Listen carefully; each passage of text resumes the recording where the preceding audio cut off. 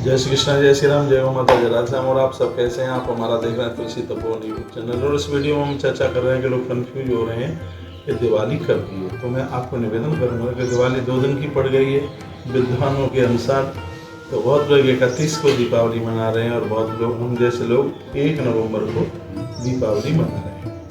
31 तारीख को दिवाली लोग इसलिए मना रहे हैं क्योंकि 3:53 से अमावस्या आरंभ हो रही है, जो कि पूरी रात्रि भर तक अमावस्या। फिर आप कहोगे तो फिर तुम क्यों नहीं मना रहे हो? हम इसलिए नहीं मना रहे क्योंकि हमारा पंचांग निर्णय सिंधु जैसे पवित्र ग्रंथ ये कहते हैं कि वह दिवाली अपने आप में बड़ी अति विशेष है, जो उदिता में भी तिथि अमावस्या और सूर्य अस्त के 1 घटी बाद तक यदि अमावस्या रहती है तो फिर दिवाली दूसरे ही दिन मनानी चाहिए।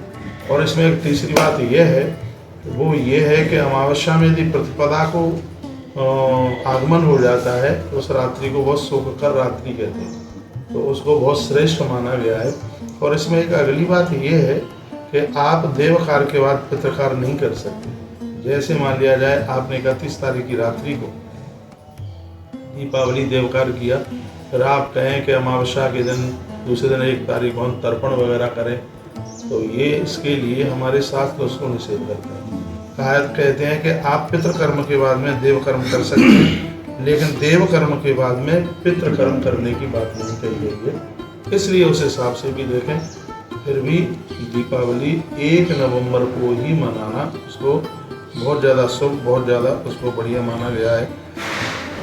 कहा गया है कि जब अमावस्या 2 दिन प्रदोष में आ जाती है तो भी दूसरे दिन की अमावस्या मनानी चाहिए। अब के बाद अमावस्या दोनों दिन प्रदोष काल में है, तो क्या लिखा है? तत्र सूर्योदयम व्याप्तः स्तोत्रम घटिका अधिक रात्रि व्यापिनी दर्शे न संदेह। इसमें बिल्कुल भी संदेह न करें। यदि दूसरे दिन सूर्यास्त के बाद 1 घटी अमावस्या रहती है तो वह अमावस्या बहुत श्रेयस्कर है। दिवाली फिर दूसरे ही दिन मनानी चाहिए।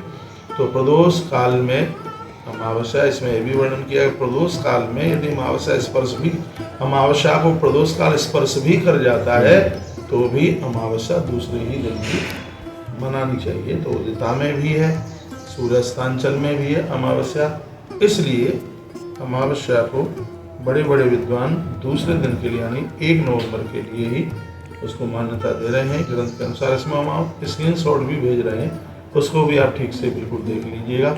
बहुत बहुत धन्यवाद। ऐसे हमारे साथ जुड़े रहिए, कंफ्यूज होने की बिल्कुल बात नहीं है। मैं कहूँगा आप मेरी भी बात मत मानिए, किसी और की भी मत मानिए।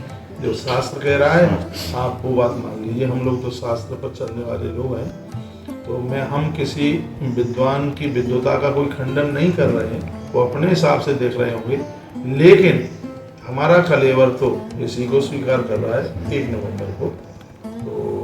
यदि आपको ये अच्छा लगता है, हमारा दिया गया मत शास्त्र के अनुसार आपको ठीक लग रहा है, स्क्रीनशॉट भी पढ़ लीजिए, इसमें संस्कृत हिंदी दोनों लिखे हुए हैं। तो आप अपने आप निर्णय लीजिएगा कि आपको कौन से दिन दिवाली मनानी है। लेकिन हमें 2024 की यह दिवाली 1 नवंबर को ज़्यादा शुभ लग रही है, ज़्यादा बढ़िया लग रही है। सुबह पर्व में स्नान करो, तर्पण करो, ब्राह्मणों को बुला करके भोजन कराओ, तो उसमें पहले आप पितृकर्म, फिर रात्रि को फिर उसमें आप देव कार्य कीजिए। अगली वीडियो में इसके मुहूर्त वगैरह भी हम निवेदन करेंगे, कौन सी लगन में पूजा करें और वो कितनी अपने आप में शुभ है।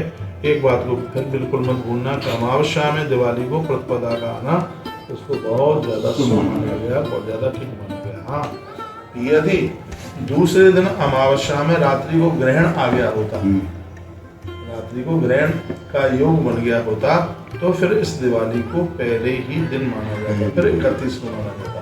लेकिन उस दिन कोई ग्रहण तो है नहीं, इसलिए दूसरे दिन 1 नवंबर को दिवाली का महाउत्सव दीपोत्सव दूसरे दिन मनाना बहुत श्रेयस्कर होगा, बहुत ठीक होगा, बहुत बढ़िया होगा।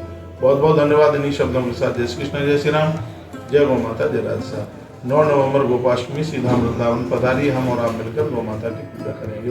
गौती तुलसी तपोवन गौशाला में स्वागत है आपके आगमन पर अत्यंत शुभता होगी। इन्हीं शब्दों के साथ हर हर महादेव, घर घर